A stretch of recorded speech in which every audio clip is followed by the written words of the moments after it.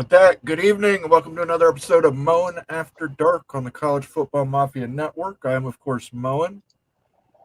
This is my co-host, Rock and Rant, behind the nice Joker picture there. Here we go. We're going. We're Here we going. go. It's week 0, everybody. It's official. 5 days and 15 hours. And we will be watching some football. We'll be watching Florida State Seminoles fight against the Ramblin' Wreck of Georgia Tech over in Dublin, Ireland. And speaking of Dublin, Ireland, tonight I'm drinking Crown Reserve because that Crown single malt tore my ass up on Friday night. So if you get that single malt from Crown Royal, be real careful because it tastes real smooth. Before you know it, it's right on your ass. So how was your weekend been so far, Rock and Rant?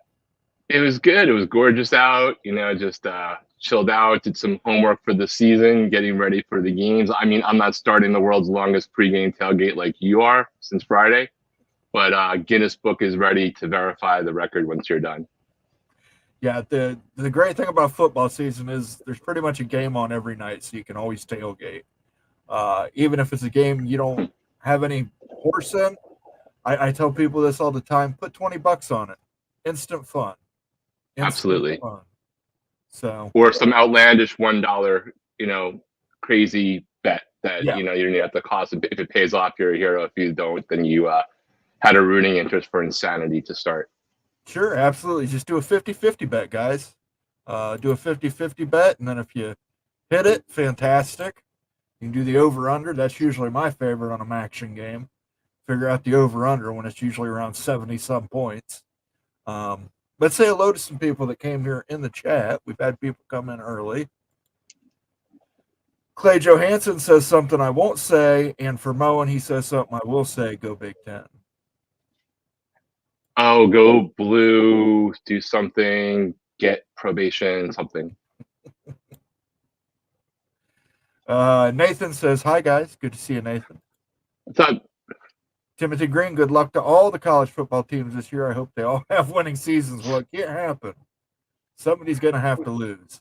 People are living in alternative multiverses here, right? Maybe in one of them, your team is going undefeated.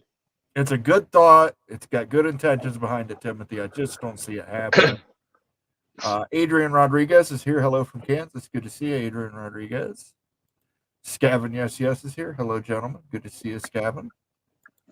Joaquin Morales, hey, Moen and the CFM fam, got to take care of wifey tonight. Don't worry, I smashed that like button because it makes you happy. Cheers. We'll listen later tonight and tomorrow. Have a great show. Thank you, Joaquin. Always out there pushing to smash that like button. Bob Swanger says good evening. Good to see you, Bob. Antoine Codes is here. Good to see you, Antoine. Dallas Marquez is here, Daniel Gygax, Illini Ted, and Tracy FSU, and our special guest from Garnet and Old, Vince is in the house. How you doing, Vince? I'm doing great. How are you guys doing tonight? We're here. We're ready. Excellent. For football. When do you leave? Here. Dublin? I'm leaving for Dublin on Tuesday evening. And do we have any word on if Doug Rohan's bags all made them to Dublin? You know what? I haven't looked recently, but I did offer to bring him some stuff if he needed it, and he did not take me up on that. So I think it's possible that his stuff made it. Yeah, I saw one bag had made it. I hadn't heard the other 4.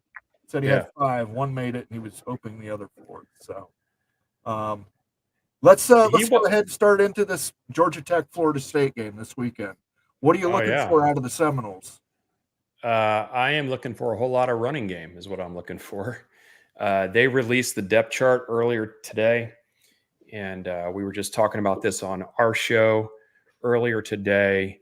This is the first time that I can remember in a really long time that we have a full, almost 3 deep on the offensive line, and you don't see anybody's names repeated. What are you most worried about for this team? What's the weak spot? What's Georgia Tech going to do? Probably the thing that I guess if I'm worried, because every game, I mean, you never know. first games are first games. This one is significantly more of a first game because we're halfway around the world. So I think the wide receiver room has been probably the question mark the whole off season. And we have gotten a lot of positive momentum about that group in the last 2 weeks or so. So I would say maybe if the receivers aren't quite where they need to be, if we become one-dimensional, then what does that look like? Is probably I'm not worried about the defense at all. Defense travels. People tell you that all the time. And running games travel. But if we can't throw the ball around a little bit, it's going to make it more difficult. And you're not worried at all about the Georgia Tech running game and the dual threat quarterback? You don't think that, I've got them as a dark horse. I've got Georgia Tech as a dark horse in the ACC. And I've especially got that quarterback and that running back. I think either one of those combos could lead that team, to a winning eight-game winning season, possible Heisman Trophy, definitely some kind of awards finalist for both of them. Does that give you any pause? Well, it gives me pause to it because, okay, could Georgia Tech win this game? Sure. I'm a big believer in that. This isn't all a done deal, right? Everybody's at the beginning of their season. The teams aren't where they need to be yet. So could something go wrong? Yes. And the something that could go wrong would be the defensive line for Florida State is very good, very fast, very deep. But if they can't contain the quarterback, what does that look like? I don't have a lot of issue, or I don't have a lot of worries about the secondary. So if he's going to run around, then the question becomes, can one guy beat you? This guy is not Michael Vick, right? Where Michael Vick almost single-handedly beat teams. So yes, it could definitely pose a problem. I don't want to sit here and say that Florida State, we're in the bag. No one needs to worry about anything. Just roll the helmet out there and everything's going to be okay. It could be, especially early parts of the game, there's going to be a lot of feeling out. What can we get away with? What can't we get away with? But I think as the game wears on, you'll see the defense understanding how to keep him in the pocket and force him to make accurate throws.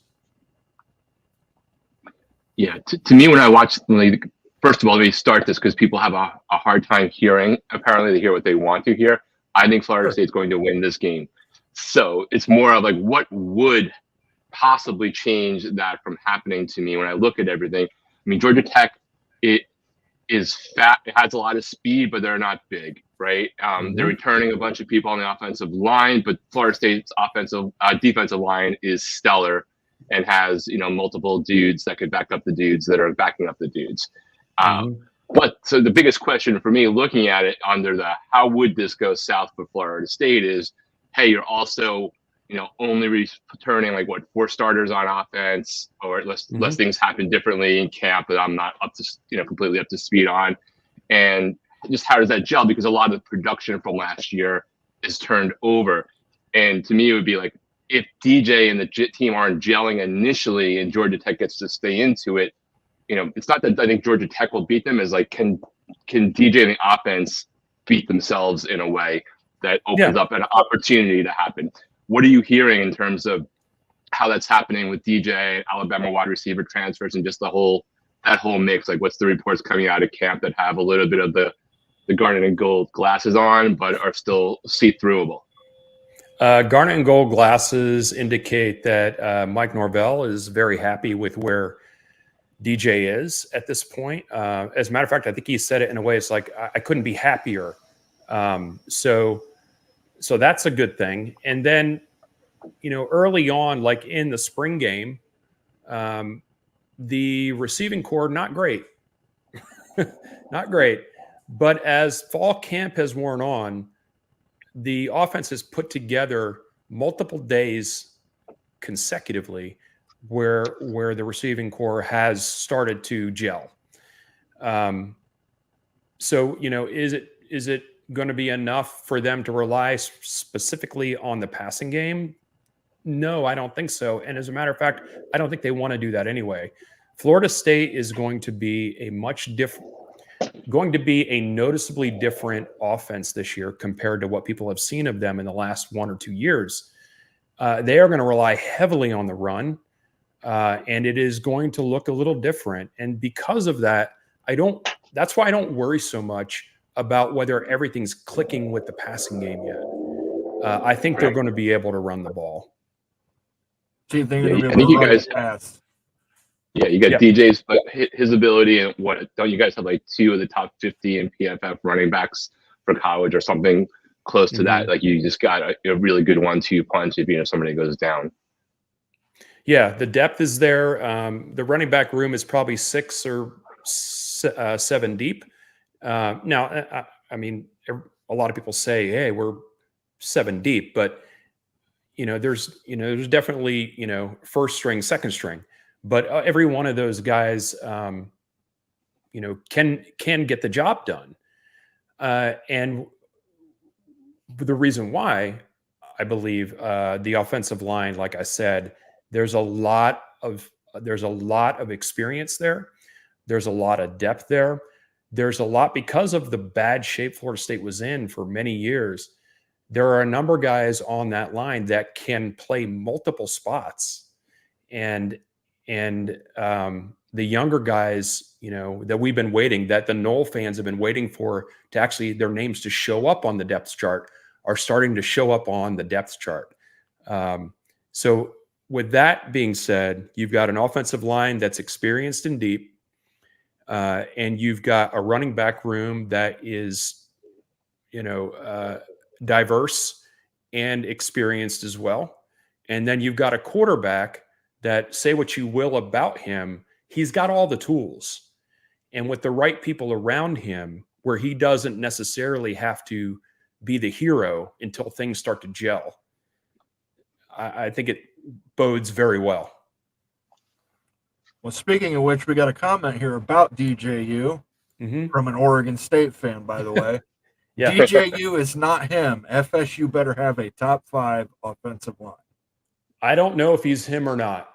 And I don't know if FSU's O-line is top 5, but they are one of the better offensive lines that the ACC has to offer, and they're probably one of the better ones in the country. Yeah, they're probably not top 10 ranked, but they're not 50th either. No, they're not. Right, and it's just going to be a matter of he needs to be him. If the running game is strong, you only need him to throw 10, 15 passes. There's no need to really be a superstar. It's being part of a team.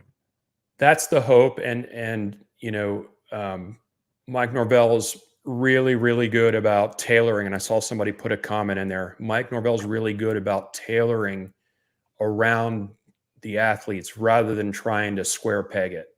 Mm-hmm. Definitely. Everyone's going to be watching. I'm sorry, Mo, go ahead. I was going to say, let's talk the point spread and the over-under. I don't know if you've seen it yet, but let me add it to stage here and scroll up. I was jumping ahead, unfortunately. So point spread we have is 11.5 points. Mm-hmm. What do you think about that point spread? Do you think that favors Florida State or favors Georgia Tech? I think Florida State's going to cover that spread. Okay.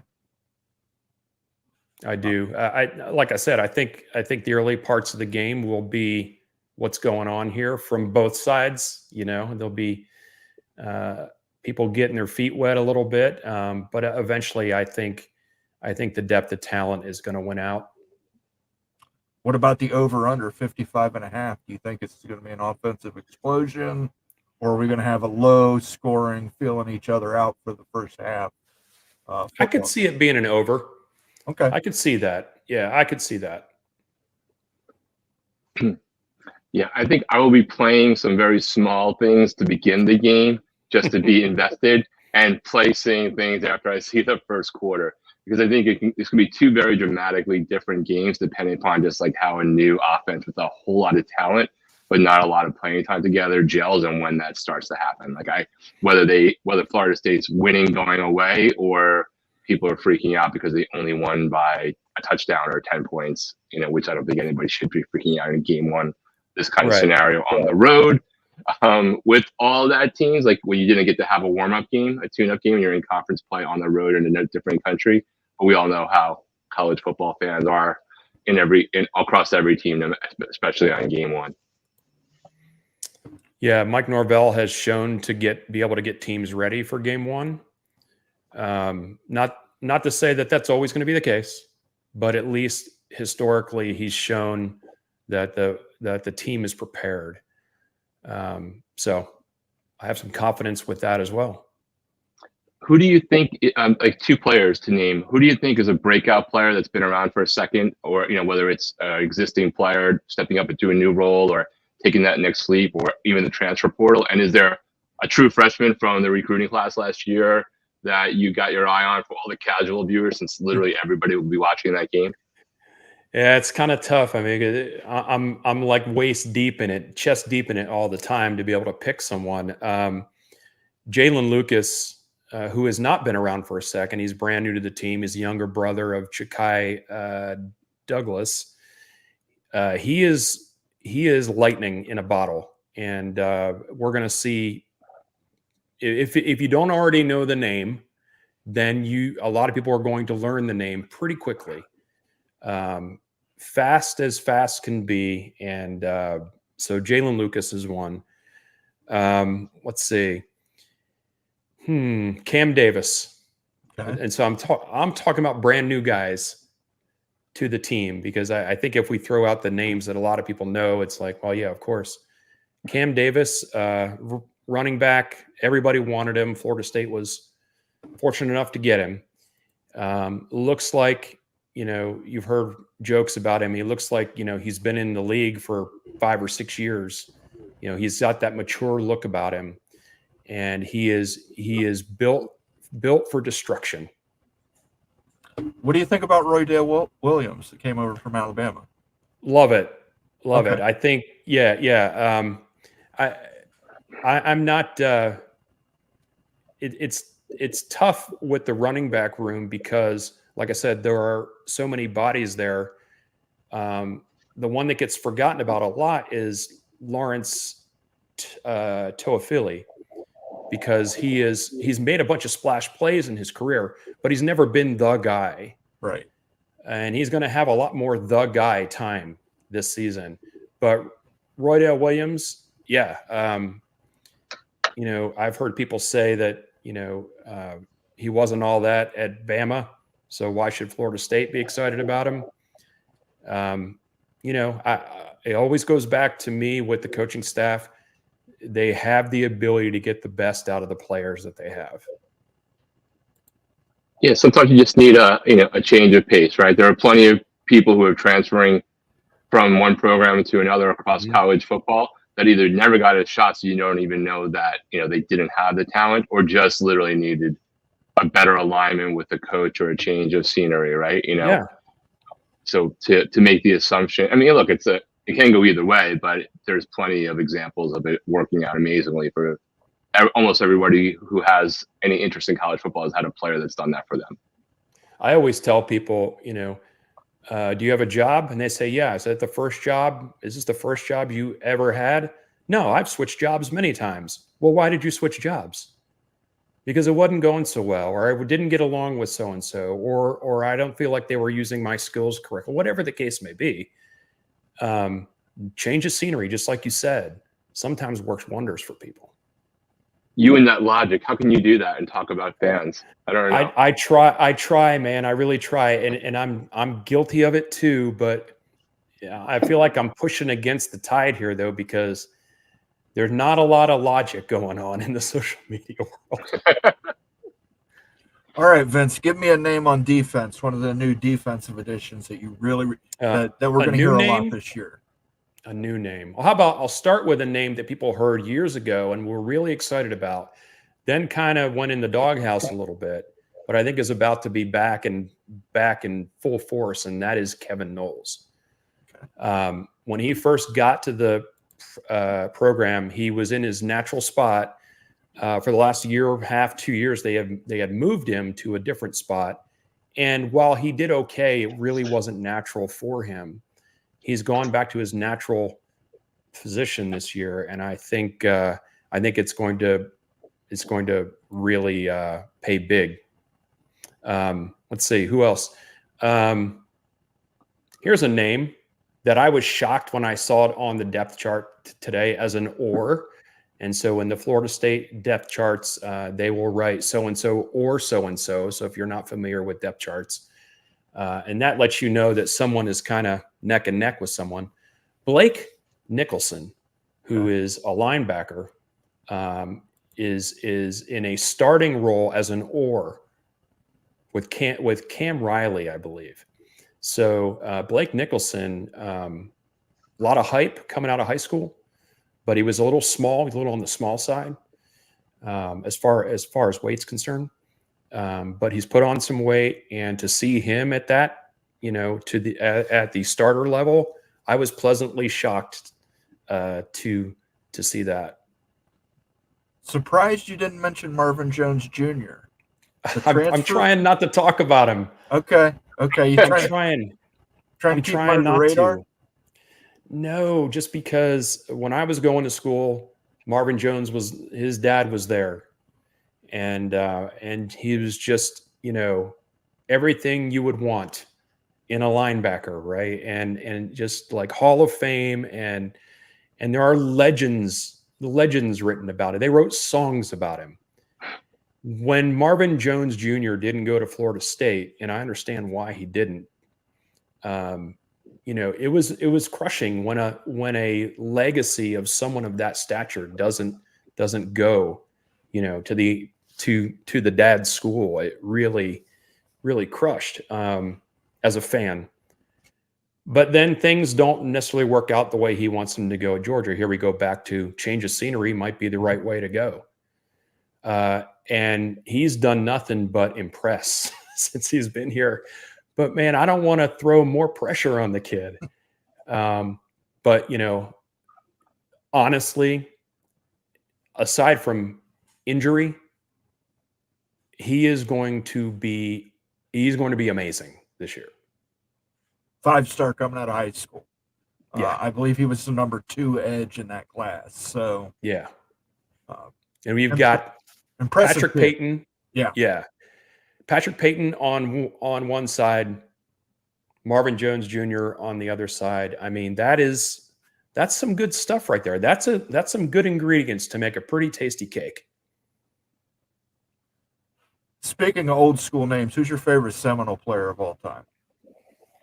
My favorite Seminole player of all time, it's probably a toss-up between Charlie Ward and Warwick Dunn.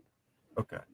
They were both, I was going to school at the time, and they were formative for me as a student there, and both really good guys, right? They weren't guys that got in trouble or anything like that. So they had the added benefit of even rivals couldn't say anything bad about them, right?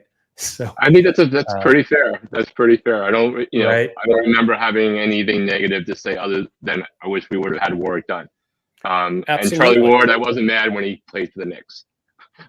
That's right. And how many players could do that, right? Right. And go back to Marvin Jones Jr. for a second. Here's a little side note. I was driving through Georgia the other day to drop my daughter off at school, and there are a number of billboards that have Marvin Jones Jr. on it as a Georgia with his Georgia gear on. So NIL is a real kicker, man. You get that stuff going, and you're, even though you switch schools, his billboards are still up all over Georgia. Yeah, going back to it, I'm a big Ron Simmons fan. I think Ron Simmons probably should have won the Heisman that year. probably should have been the first defensive player to win the Heisman. So The All-American Ron Yeah. Simmons. Yeah. If you're into wrestling as well. he would hit people, and it would just that immovable object. You ever wonder if you see a bullet flying at 100 miles an hour and then it just stops? That was Ron Simmons. So Yeah, Ron Simmons. There's a lot of documentaries that talk about, Bobby Bowden's early days and all that kind of stuff. And there's some old clips, and they always talk about how when Ron Simmons picked Florida State, he was like the first one that had, like, no one had seen that kind of body type before, right? So it was always like, that's the thing, is like they never had anybody that looked like him before. So So I have an off the field question. Knowing that this game is on ESPN, we can probably guess that they're not going to go into a lot of in-depth coverage over the last 8 months from the college football playoff fiasco on. What are Florida State fans, since I know there's a ton going, possibly planning to make sure their voices and feelings are heard from the sideline camera views? there is a lot of pent up excitement about that. I don't necessarily. I think if there's going to be anything that is kind of extreme, it would be a very small group of the population. But make no mistake, there are going to be people that are going to let Kirk have it, and College Game Day in general. And there's actually some coordinated activities centered around that, which Doug Rohan put together. That there's some coordinated efforts in terms of that. So, no one's forgotten. The initial sting is gone for sure. But, to think that game is going to come and go and there's not going to be a little bit of callback to last December is a little naive. Yeah, I mean, I'm curious just to see what they do or don't say, if they, just tackle it as one of the biggest off-season news stories, period, from the lawsuits on down, even post the playoff, or do they keep their distance from it? Maybe acknowledge it very briefly in the, the on-field reporter comments heading into the game moment, but they're going to be on game day with a few people for a long time, and there's at least one guy on that on those desks, so I doubt is going to not bring it up in some form. Yeah, I will say this: I think many of them will be hard pressed to say anything good about Florida State for fear of being fired, but they will probably at a minimum ignore it if they can. It's must-watch TV either way. yeah, It really is. The signs on College Game Day, they might be a little brutal. Illini Ted says nobody's picking Dion for their favorite Florida State player of all time. I'm not picking Dion, although that helmet right there is a signed Deion Sanders helmet behind me. I actually went to a rival high school to where Dion went. I saw him play in high school and beat us pretty bad. But, Dion's Dion. And, I don't I love the fact that he is in the lore as one of the greatest to ever play the game. And I love the fact that he's a Seminole. But other than that, I don't really think too much about him. Fair enough. And I would say to anybody, I picked Ron Simmons because a lot of people don't know Ron Simmons' football career. They know him more as a wrestler. If you can, go on YouTube and look up some film of Ron Simmons as a football player. He had an injury that prevented him from really making it all in the NFL. But at Florida State, he was a different cat. If he'd have made it in the NFL, we'd have been talking about him and Lawrence Taylor at linebacker. Mm-hmm. It's that big of a difference. So do yourself a favor and go on YouTube and look up Ron Simmons, a football player. All right, Vince, one more question before I let you go here. Sure. The date has passed for Florida State to leave the ACC. We didn't expect it to happen, but I just wanted to get your reaction to it. We're all waiting. Okay. We all know it's going to happen, and we're all just waiting. And just the deal. And I was of the opinion that it's possible we could have heard something. But I do know that things are changing all the time too.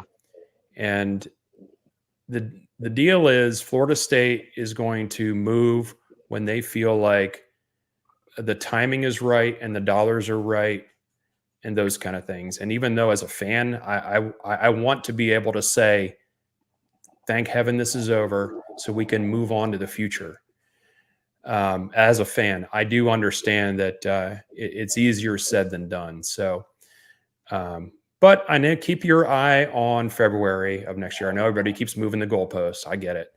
But that's a very important time in terms of the media agreement. So, Well, there's a big difference between adjusting the goalpost over new information and commenting on what's being speculated as possibilities, which is what I think that everything I've ever seen you do has been commenting on the info and telling people this is happening by a day and being adamant that everybody else is an idiot, and putting people in like awkward positions because I think it's one thing for us to give each other grief over Florida State, Miami, right? Right.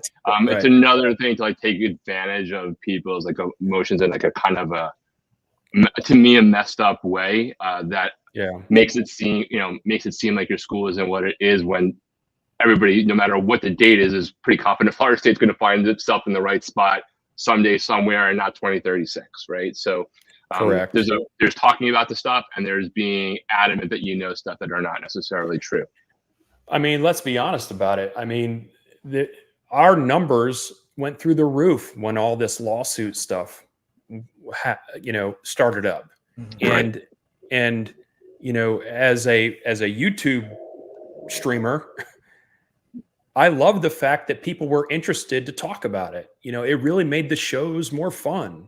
People wanted to know. And so, but we never, Ryan and I never wanted to start,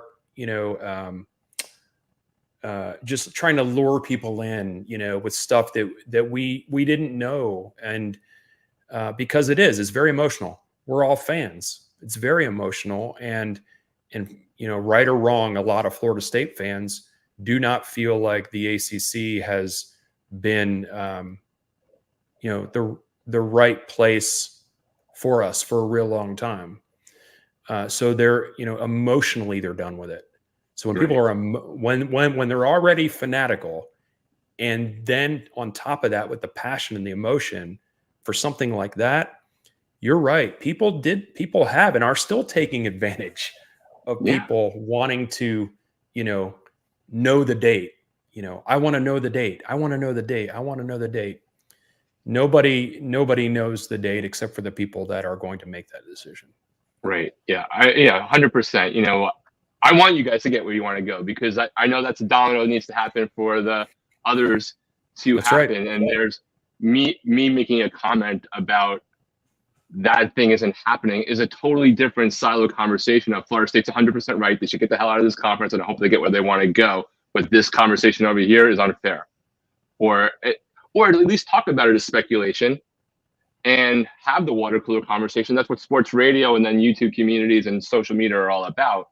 But then getting mad as if people are crapping on your school or taking advantage of people, I think is a thing that really kind of riles me up, even if it wouldn't rile me up if it was Florida, just to be clear. But I have enough respect for Florida State that I think it's uncool. Well, how about this too, though? Yes, people are, chumming the waters, right? They really are. But people quit being so gullible as well. Like, do you really? Okay. There are people that get some tidbits of information sometime, and they do, and I believe that. And there are some that I trust that know some things. But don't believe. I know I'm bashing my head up against the wall. Don't buy into everything you hear and read just because it seems like it's a juicy thing, right? By the way, thank God this season's starting, so we can forget about that for a while, right? I'm so tired of talking about it, even though I'm anxious to be done with it. I'm tired of talking about it. Speaking of, What do you guys, and I know this is not where you wanted to go tonight, but I have to ask you guys some questions. What do you think about the Florida-Miami game? I think so if you ever caught me in any general things, especially when I first started calling in, I give Mario as much crap as anybody historically about taking in the. I think he's an amazing recruiter. I think he's built a program. I'm jury's still out with him on the game day stuff, but I've heard enough good things about, because of all the things that are changing in the sport and advisors and all the things you could do now. I feel like there's going to be a change there. I just think Miami has enough talent to make it so that one score mistake doesn't come back to haunt them the way it did last year. I think it's out talent, the coaching strategy sometimes. I personally think it's going to be, we're going to do the first body blow that puts Billy Napier onto his death march, and that and that either USF or you guys are going to put the last nail in the coffin, and it's going to be glorious in every single way, because I want to beat FSU all the time. I hate losing FSU all the time, but I have begrudging respect, and I have zero respect for Florida. And so I'm enjoying the fact. I hope I don't have to eat my words. It will suck. I will be flying a plane if we lose. But I think Miami's going to win. I actually don't think it's going to be the 3-point or whatever spread it is. I think it's going to be more like a 10-point game, but we shall see.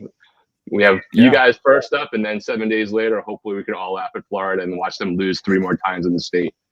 Moen, what do you think about it? I'm looking for a sports book that'll let me put an over-under on Billy Napier, because I know he's not making it through the season. What a season, too, man. I think 4.5 is the over-under. Yeah. It is. Yeah. The last time I checked, it was either 4.5 or 5.5, and 5.5, I'm definitely betting the under. Yeah. Oh, I'm betting the under even at 4.5. I have my concerns.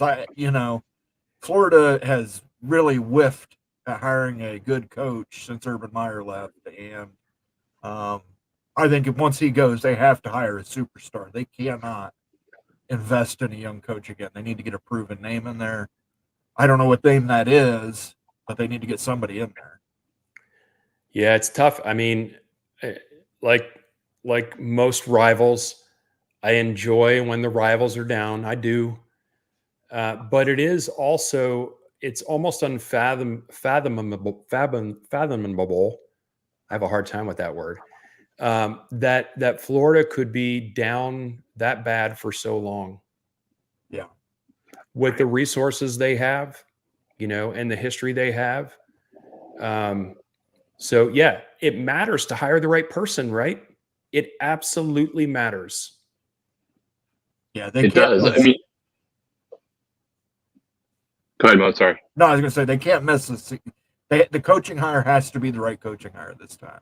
If it's not, that program could face years of mediocrity, especially in a state like Florida, with Florida State, Miami solidifying itself, UCF in the Big 12 now. UCF's pulling in some players. They can't afford to mess up again.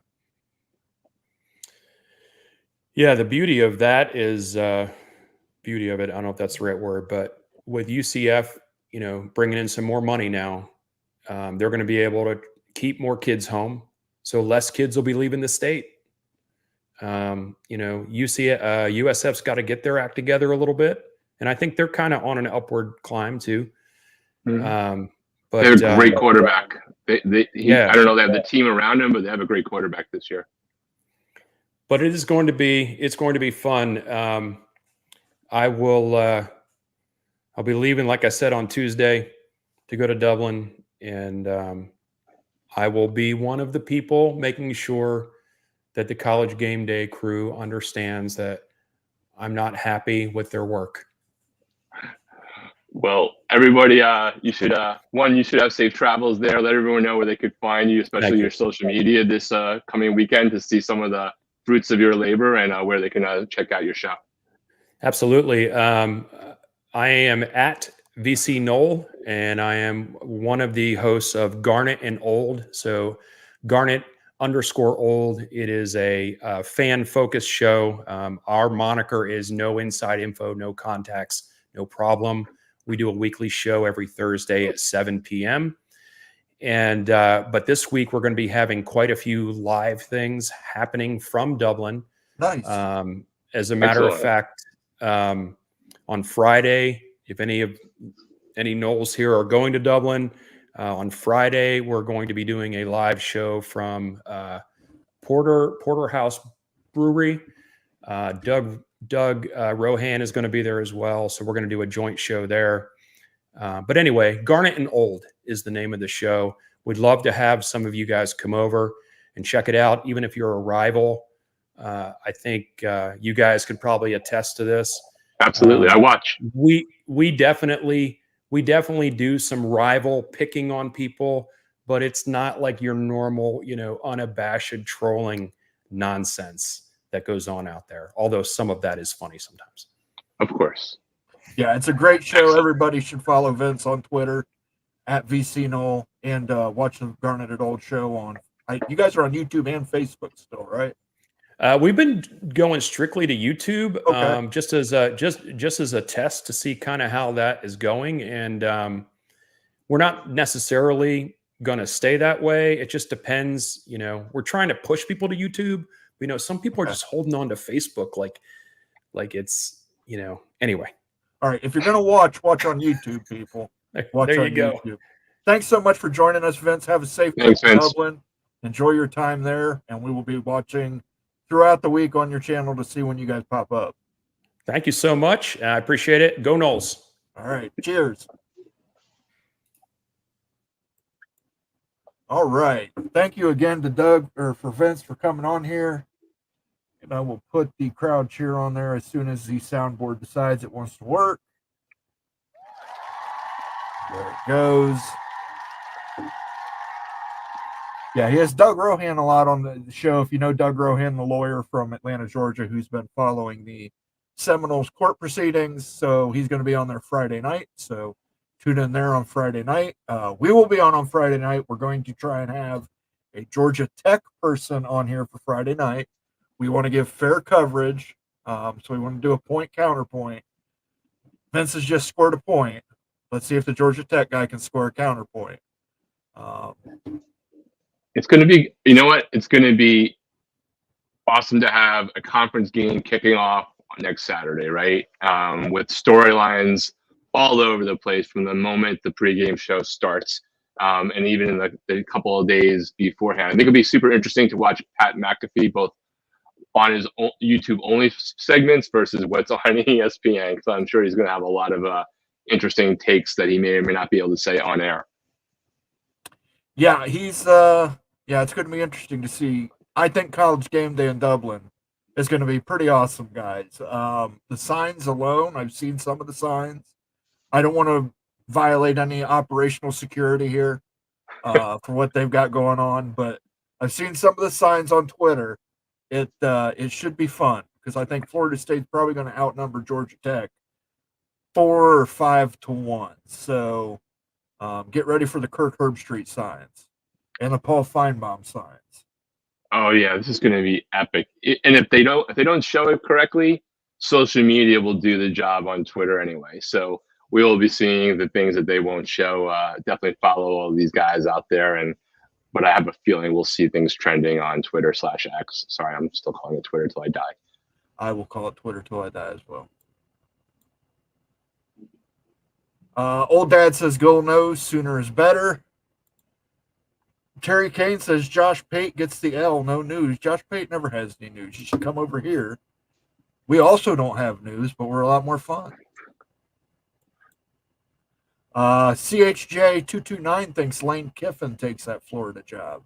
I don't know that Lane leaves Ole Miss.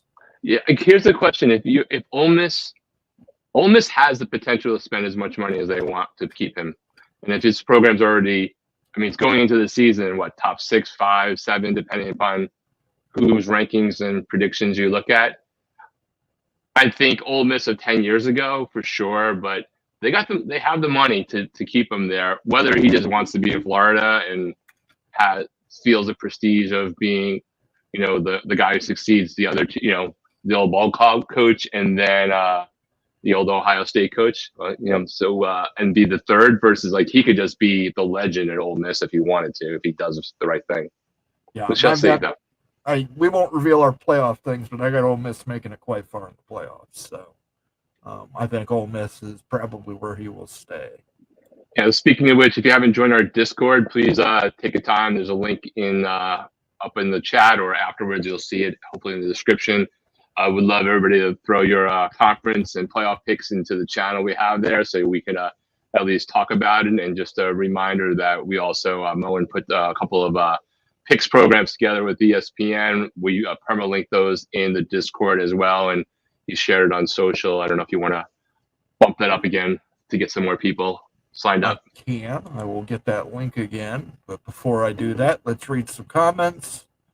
Will Herbstreit be in Ireland? Will Herbstreit will be in Ireland. The dog will not be going with him. Ben, the golden retriever, is staying stateside. So you can't hide behind that dog anymore for puff clicks. It's a really tough one because I feel for Florida State fans with their feelings about Kirk Herbstreit, and I totally get it. On the flip end, for me, like, I love the man for his rant about the Miami administration 2 or 3 years ago, because that embarrassment on national TV basically helped kick the pants of a bunch of people who needed to have themselves embarrassed.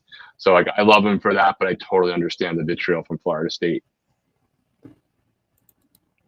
All right, I am going to paste this link in chat for that fantasy game. Again, this is also in our Discord. Maybe I will. I have to go through StreamYard to do it. This is also on our Discord, also on our Twitter account. If you want to click in there and join, the password is Moen, M-O-E-N. And join the Pigskin Pick'em group. We're going to pick all season. ESPN picks 10 games against the spread, and we got to see if we can beat them. So I'm a part of it. Have you got your picks in yet, Rock? No, I have to do it. It's on my homework assignment list. I have like 3 of the ESPN ones to sign up for, including this one, but I will take care of it before the right. Make sure you get them in by Thursday, guys. Thursday, because we're going to do a season winner, and the season winner is going to get a prize. You have to get in there and register and get your picks in by Thursday, because then they close it down. So, word to the wise. Clint Moses says Florida last bowl game speaks for itself. Yeah, I'm hesitant to take shots on anybody's last bowl game personally, based off of how Miami played. But yes. What's up, Jen? Who did Miami lose to? Oh, Big Ten powerhouse Rutgers. Oh, that's right. That's right. Team to watch, Rutgers. CHJ229 says, enjoy Ireland, Vince. I'm jealous. I think I'd rather go to England, but whatever. Tracy, FSU. Good to see you, Tracy. She's clapping for Vince. Rock and Ann Rand. Where do you think Miami ends up at 81? Where they wind up at 81? Yeah, I don't know. Not sure what you mean. I think Miami and Florida State are going to be in the ACC championship game, if that's the question, and then we shall see. I like Rock and Ann Rand. Jared Jones, Twitter forever. Yes, Twitter forever. X never. Will the ACC refs be there? Yeah, is that a conference game? I think it's considered a conference game. So I think I see Jen Knowles in chat. Do you know if it's considered if they're going to be there? I thought it was a conference game. I know that every once in a while you have these outlier games where conference plays each other, and it's not. But I thought it was a conference game. So yes, if it's a conference game, it's ACC refs. Me versus Echo Chamber says Herbie is dead to me. As an Ohio State fan, I feel your pain. That's right. Herbie, you mean the CFP mouthpiece? Yeah, he's eating ESPN mouthpiece. I mean, but hey, I don't blame him. That's who pays his bills. So he's going to toe the company line. He's never going to go out there with a opinion that's contrary to what his company wants to put out there. And there's Jen Knoll herself. Hey, good to see you, Jen. Jen Knowles reminds us it was Rutgers that might lost to. Two King Slot says ESPN and ACC will help Georgia Tech. So you're saying when we do this that we want to take, let me go back to where it is. We want to take 11 and a half point, take Georgia Tech at 11 and a half points and do the under at 55 and a half. Well, you're never going to go. Yeah, you're never going to go broke assuming the ACC refs will do a horrible call that goes against the school that could possibly bring a lot of revenue to the ACC in the playoffs. Yeah, the Pac would never do something like that. I mean, I'm biased for sure, but I think ACC refs are quite horrible, broadly. Yeah. Jen reminds us it is a conference game, so there will be ACC refs there. I apologize, people. ACC refs will be in the house.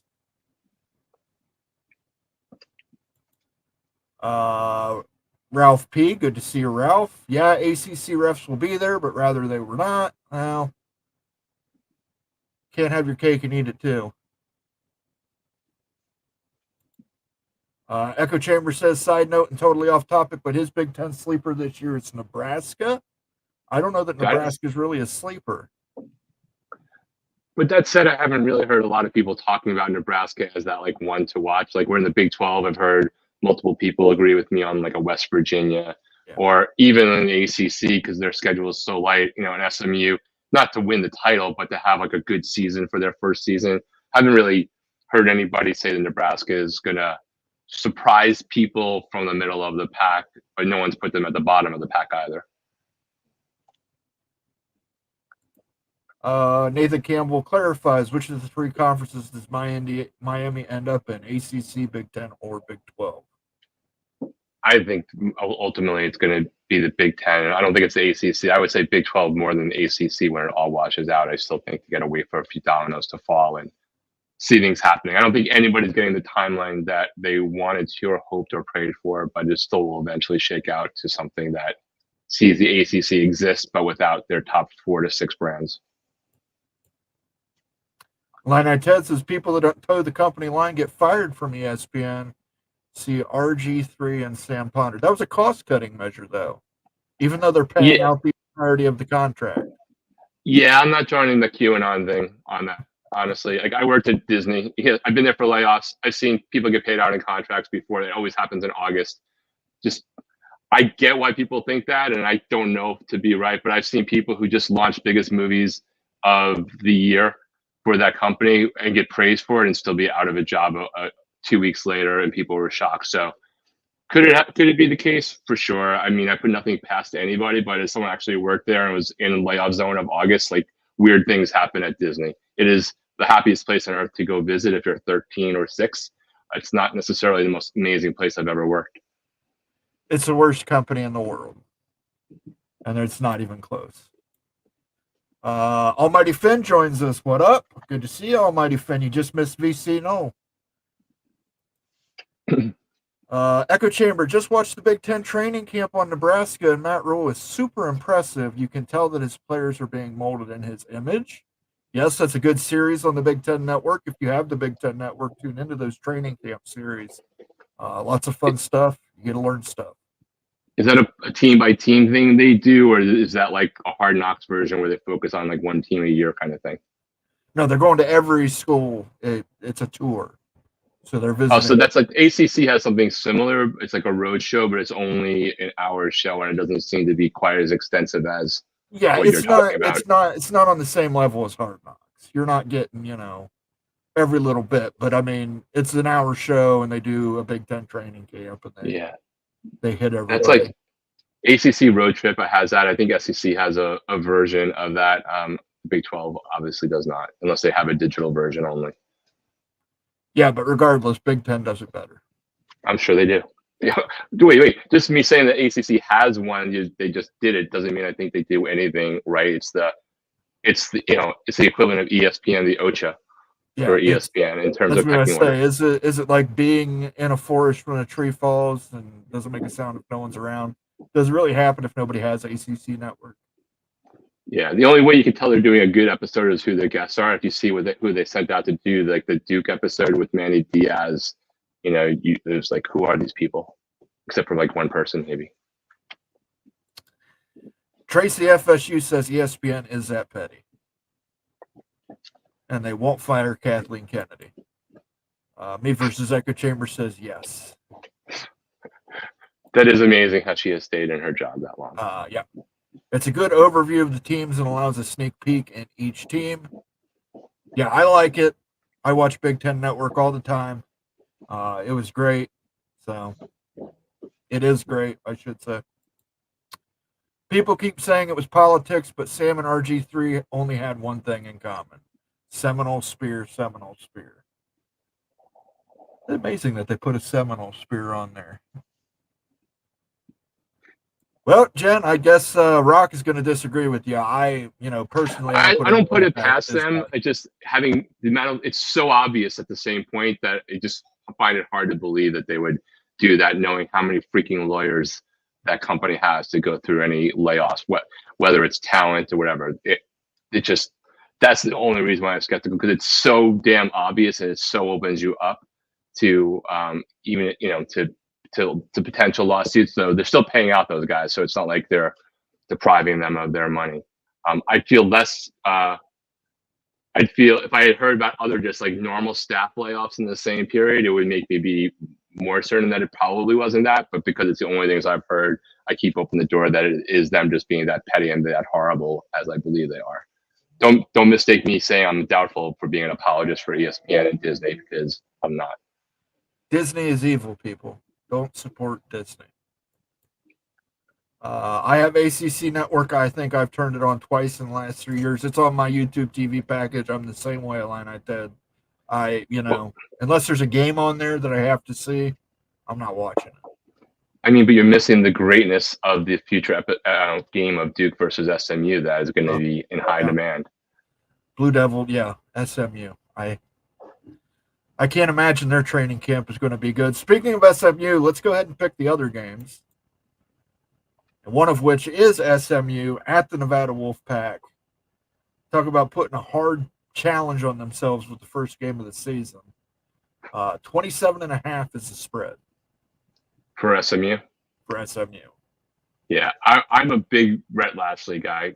He was at one point the only glimmer of hope as the OC at Miami, and I know a decent amount of players that have transferred over there. Has it's become a little bit Miami in exodus into Texas. I think that they're going to win that game, and I would actually pick them to cover that. Yeah, I would definitely pick them to cover, and I would pick the over in that too, because I think SMU is going to go out there and try and prove that they belong with the big boys, and they're going to do it by beating up the 6-year-old on the playground. So, sorry, Wolfpack, I don't think you're winning that one, and I think SMU is going to try and make a point out of beating you. The other interesting one is Montana State versus New Mexico. Montana State is favored by 9.5. I like Montana State there. New Mexico has a new coach, correct? If I'm not mistaken, and the name is actually a name that everybody knows. Bronco Mendenhall? Yes. It was escaping me. So I don't know. That's one of those games where I literally have no freaking idea, but I'll go with the coach that I know and like the change of scenery and see them to like maybe cover but not win. Yeah, this is going to be one of those interesting weeks in college football. Week 0 always is, where everybody watches every game. So you're going to have Florida State, Georgia Tech at noon, Montana State at New Mexico at 4, and then SMU at Nevada Wolfpack, and that's going to be in the 8 p.m. time slot. So should be interesting. And then we've got to wait until Thursday the next week to get some games. We do have Greg's Golden Gophers on Thursday. But we'll get into those picks later this week. I just wanted to pick week 0, and we'll talk about next week's picks next week. All right. Let's see here. Echo Chamber. I also watched the OSU training camp. No disrespect, but Will Howard scares me. Passing from the pocket isn't his strong suit. The offensive line scares me. And after missing on 2 offensive line prospects, Justin Fry should be fired. I'm sorry. He has done a piss poor job since he came over from UCLA. Hey Mo, and how close was that quarterback competition when it all landed? Considering that former USC 5-star quarterback did not win the starting job at Boise, how did that all play out? Was it Will Howard by like a hair, or did he outright beat everyone? Listen, they paid Will Howard. Will Howard was getting paid, so. Well, I understand that Boise State, I'm sure, paid too, and they still made a different call. Yeah. Still, everybody knew when Will Howard came to Ohio State, he was a starter. He's got a cannon for an arm. You're right, but my fear is the pocket not holding up. The offensive line is not anywhere near an Ohio State offensive line should be. Fire Justin Fry, bring in Brian Ferentz. This is from Jen Knoll. He dragged Feinbaum 2 days before, but maybe it was criticizing him. But Sam did a strong arm under the post, and they are gone. But I get it. RG3 on social I actually like him a lot better with his takes on social than as an announcer on games, where he actually drives me nuts. But he's great on social, and anybody who drags Feinbaum, is just freaking a hero. Yep. Greg's in the house, says Nevada QB Chubba Purdy. That's a bad name to have, I think. That's like somebody's parents just didn't think it through. Yeah. Somebody's parents hated him. Ted, I have the ACC network on DirecTV here in the San Francisco Bay Area, and no one cares, even with Berkeley and Stanford in the conference. Nobody cared about the Pac-12 network when they were in the conference. You could get the ACC network easier in most places in California than some of the cities could get the Pac-12 network. And that's not even like a troll, that's a fact. Got our first super chat of the night for Ryan Willie, the Evil Badger, says, on Wisconsin, beat Minnesota. Well, I think we can all agree to that. Right, Greg? You could do a Greg sounder better than Greg can right now. Hope you're feeling better, man. Yeah, let's do this for Greg. Greg doesn't get enough love on the show. Let's do an oh. Put the volume up a little bit.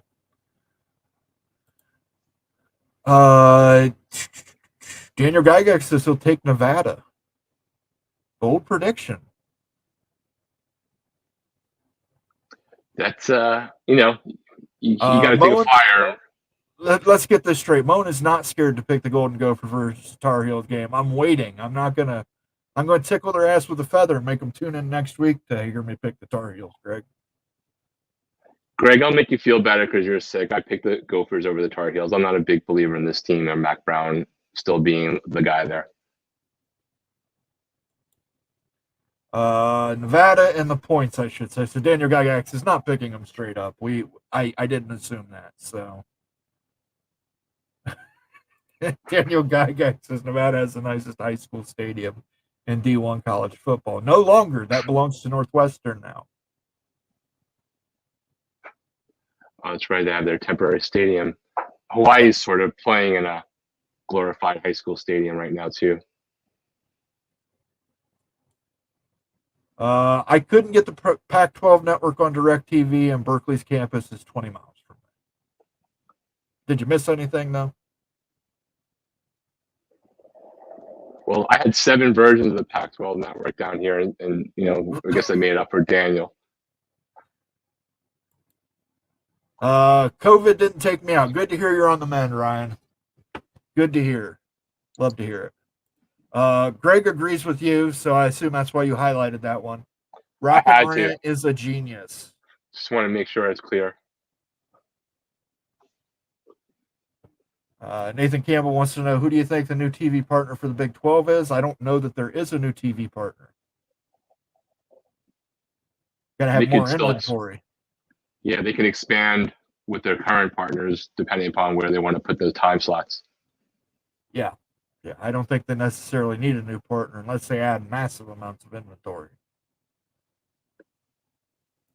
Jen says Mac Brown is an FSU plant. Let's be for real. Man won a national championship. A lot of people can't say that. That is true, and he has had Miami's number, but that's also not very unique over the last 15 years.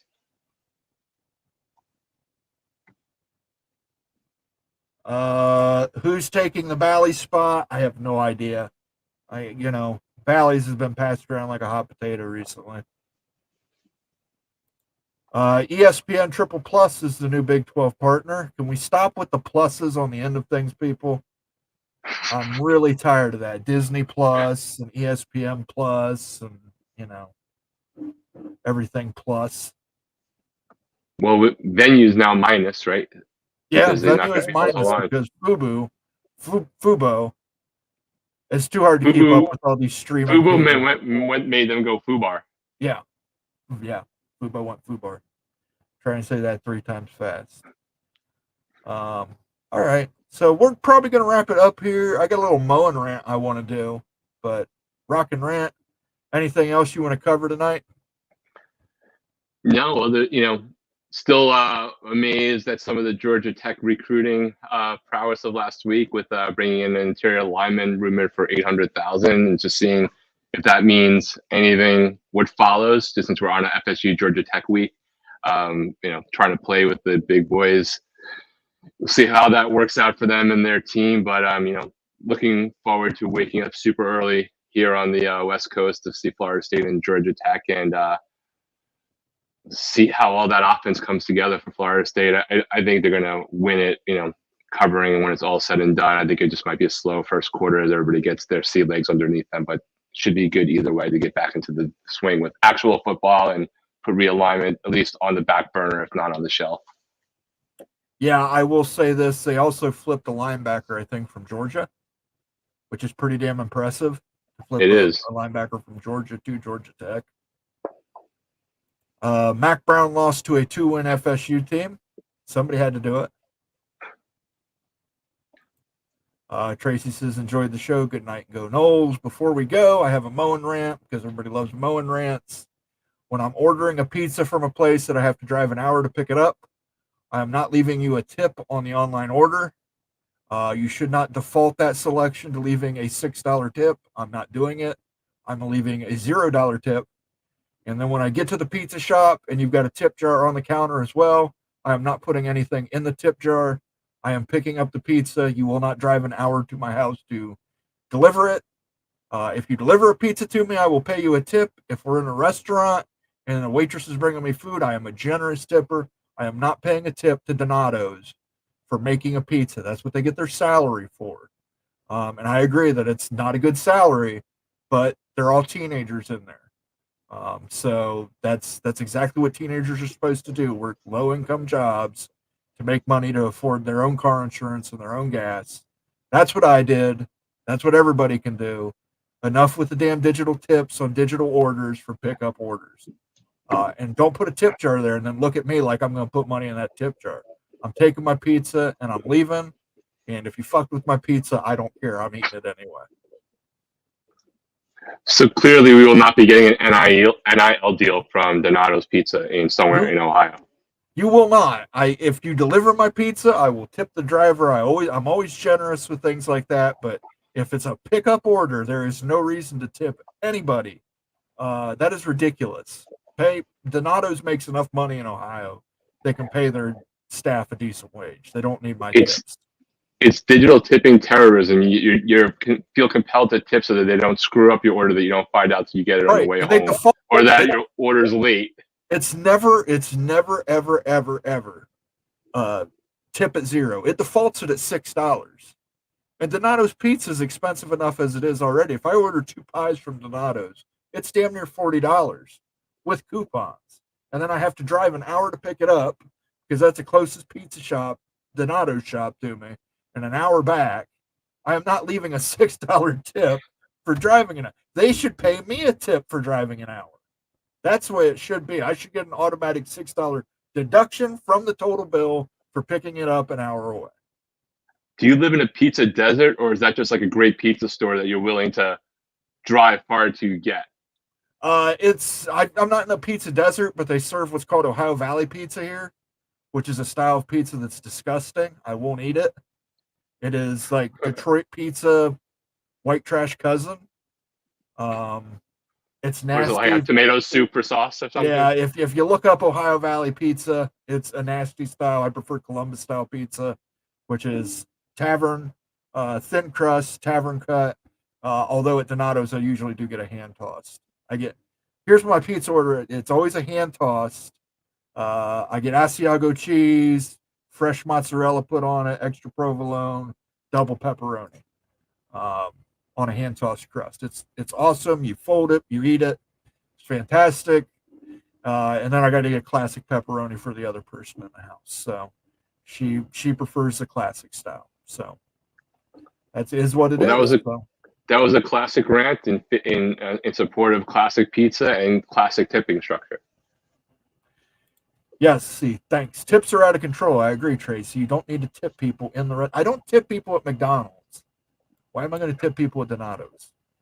I tipped a couple weeks ago. My bank charged me twice, once for lunch and again for the amount plus the tip. Yes, I never charge a digital tip. I will give cash. Always give cash when you tip people. That way they don't have to claim it on their taxes. Yeah, Ohio Valley, raw cheese on top. Yeah, it's nasty. It's nasty pizza.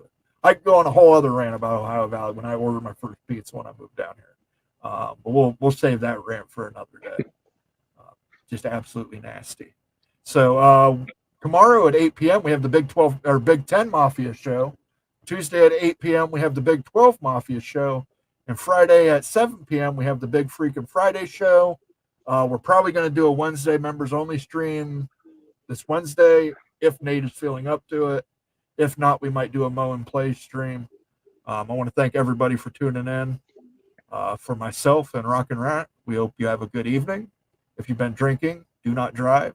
If you've been driving, do not drink. Peace out.